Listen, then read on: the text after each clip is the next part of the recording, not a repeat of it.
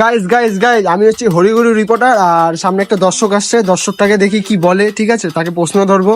সামনে একটা দাদাকে দেখতে পাচ্ছি। দাদা, আপনাকে কিছু প্রশ্ন ছিল, আপনি সেই উত্তরগুলো দেবেন? বলুন বলুন। বলছি যে আপনি আজকে কয়বার হেগেছেন? এই আপনার কোনো উল্টাপাল্টা ছাড়া কোনো কোশ্চেন নেই?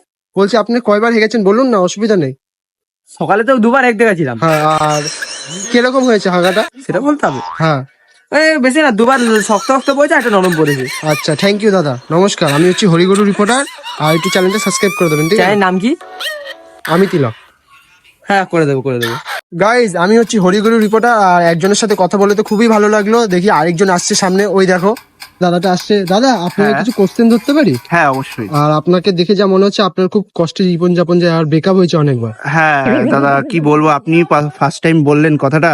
আর আমি যাকে প্রপোজ করতে যাই কিন্তু সেই মেয়েটাই রিজেক্ট করে দেয়। কি বলবো দাদা, আর কিছু বলার নেই। কিছু বলার নেই তো? না। তাহলে আপনি এক কাজ করেন, আমার চ্যানেলটা